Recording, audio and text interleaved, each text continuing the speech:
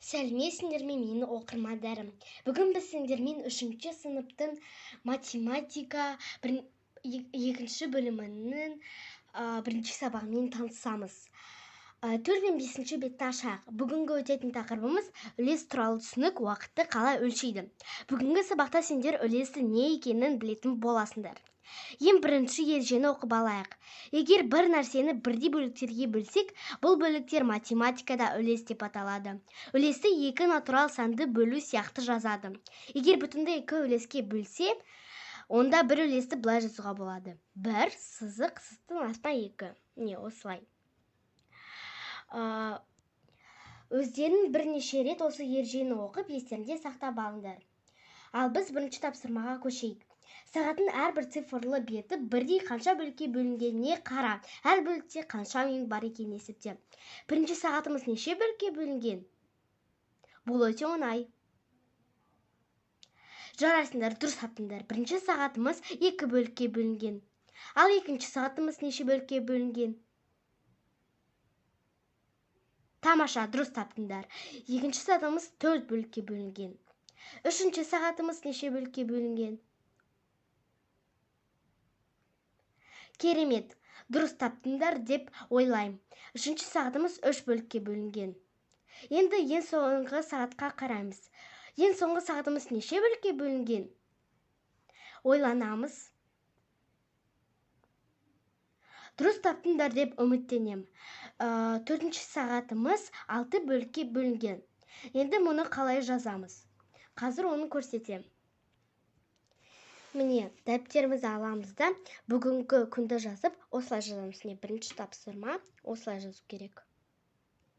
Және де бізде кітаптың 4-ші бетінде балалардың айтқанын оқып берейін. Бөлшек сызығы бөлу таңбасын білдіреді.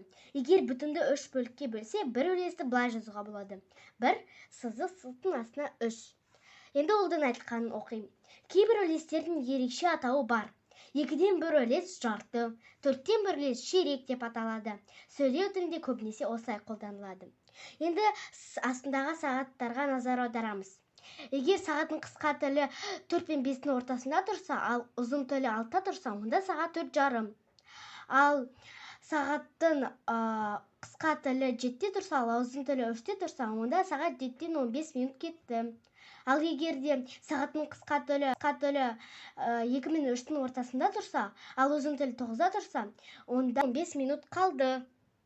Енді екінші тапсырмаға назар аударамыз. Әли аға уақытты әртүрлі айтуға көмектес, пікірлерді толықтыр. Астын оқимын. 6 сағат 15 минут немесе 6-дан ойланамыз. Жарайсыңдар, дұрыс таптыңдар. Немесе 6-дан 15 минут кетті. Әсі, 5,5 немесе 5-тен ойланамыз. Тамаша, дұрыс таптыңдар деп ойлайым. Немесе 5-тен 30 минут кетті. Енді бұсы. 3 сағат 45 минут немесе 4-ке. Ал кәнекей тағы да ойланайық.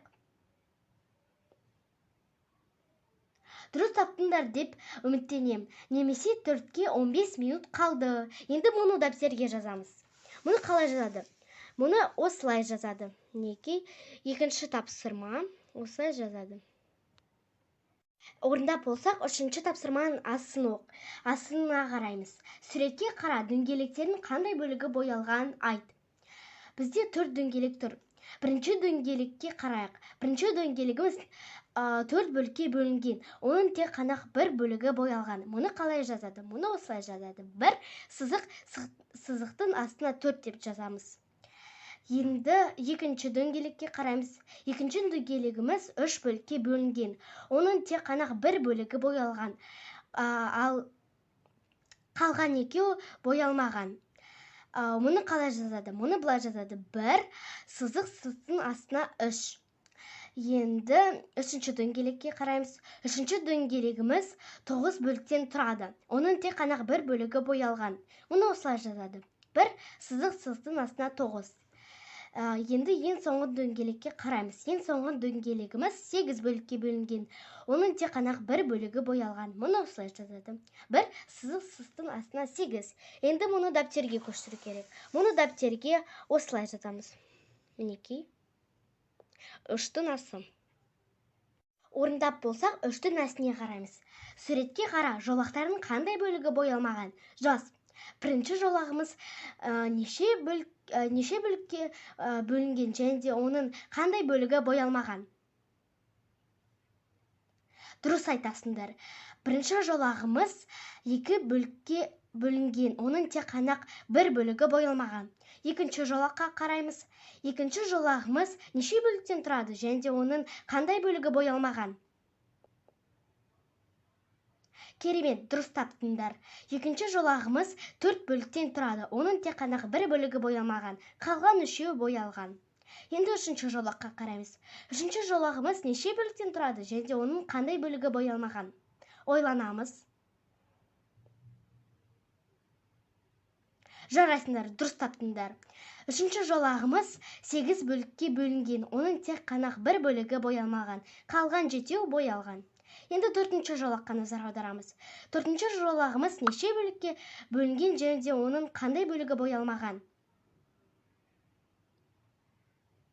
Дұрыс таптыңдар. Төртінші жолағымыз 3 бөлікке бөлінген, оның тек қана бір бөлігі боялмаған. Енді бесінші жолағымызға қараймыз. Бесінші жолағымыз неше бөліктен тұрады және де қандай бөлігі боялмаған? Тамаша, дұрыс таптыңдар деп ойлаймын. Бесінші жолағымыз 6 бөліктен тұрады, оның тек қана бір бөлігі боялмаған. Қалған бесеуі боялған. Енді ең соңғы жолаққа қараймыз. Ең соңғы жолағымыз неше бөліктен тұрады және оның қандай бөлігі боялмаған? Ойланайық.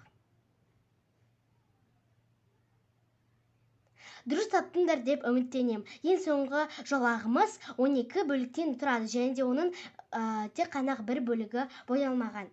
Енді мұны қалай жазады? Мұны осылай жазады.